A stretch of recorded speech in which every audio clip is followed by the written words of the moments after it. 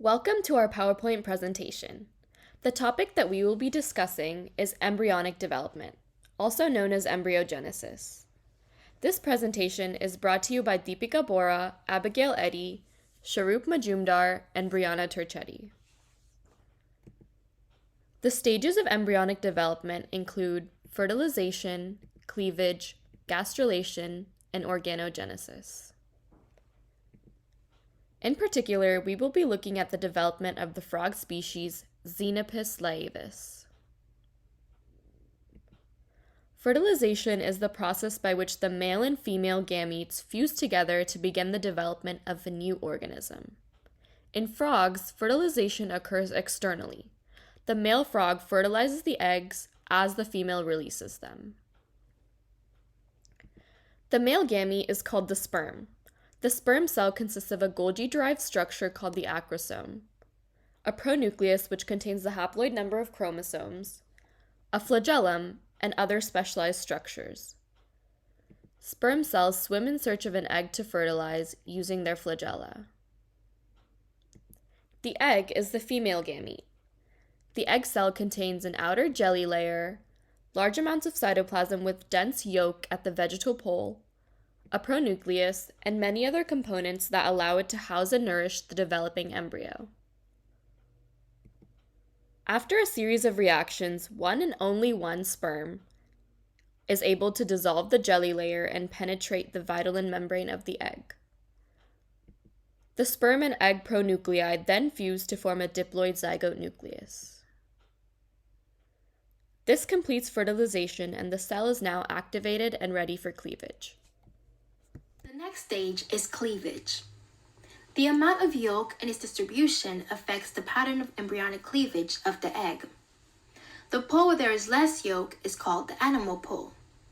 The pole with highly concentrated yolk is the vegetal pole. The germplasm collects near the vegetal pole and is brought up throughout cleavage. During the process of cleavage, the egg is divided into thousands of smaller cells through mitotic division, but its volume stays the same. A frog's eggs does not have a large concentration of yolk, but just a fair amount near the vegetal pole, and the egg is unequally cleaved. Therefore, the egg undergo unequal holoblastic cleavage, where the cleavage furrow extends through the entire egg and not just partially. The first cleavage occurs after the zygote nucleus forms. It is a vertical cleavage that starts at the animal pole and goes towards the vegetal pole. It is called a meridional cleavage. A meridional cleavage occurs when the cleavage bisects both the poles and the egg is divided into two halves that are equal, forming two cells. These two cells are known as blastomeres.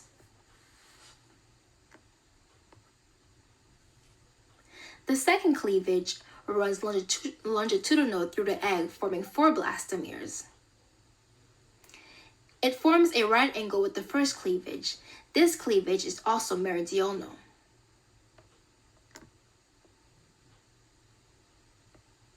The third cleavage is the latitudinal cleavage. The cleavage runs horizontally, but it's closer to the animal pole than it is to the vegetal pole. This cleavage is influenced by the yolk of the egg.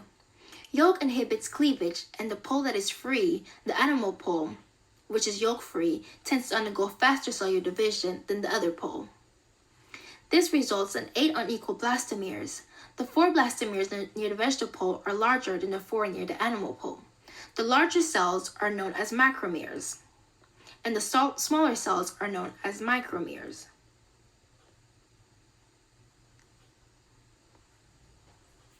The fourth and fifth cleavages are both meridional and holoblastic. They divide unequally and more macromeres form than macromeres.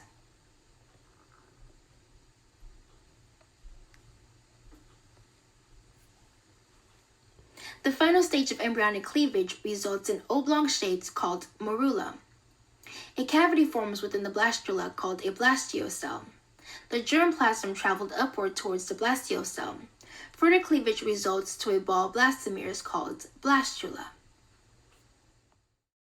Gastrulation is the developmental stage where the blastula, a structure consisting of a single layer of cells, is reorganized into a multilayer structure called a gastrula.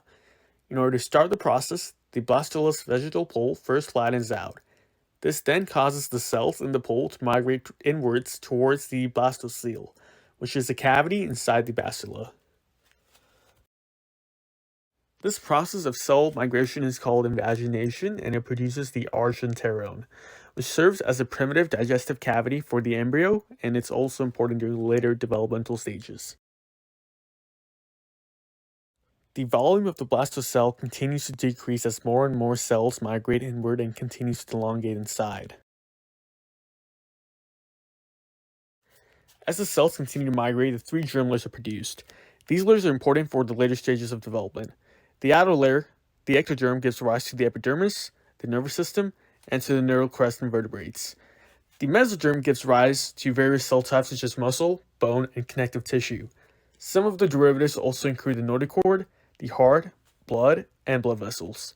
The endoderm gives rise to the epithelium of the digestive system and respiratory system, and two other organs associated with the digestive system.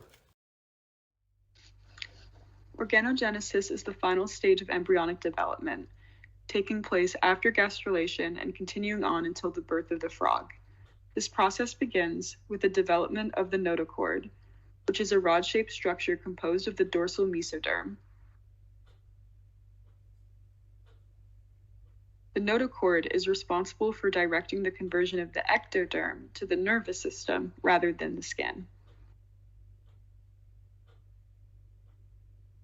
The neural tube then forms through the condensing of the neural precursor cells, which are covered by the epidermal cells of the organism's back. The embryo, at this point, is referred to as the neurula.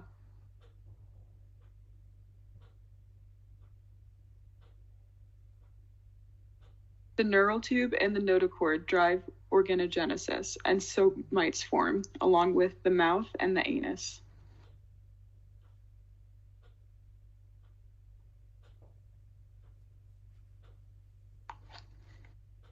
The embryo starts to resemble the familiar shape of the tadpole, and neuronal connections form, as do gills.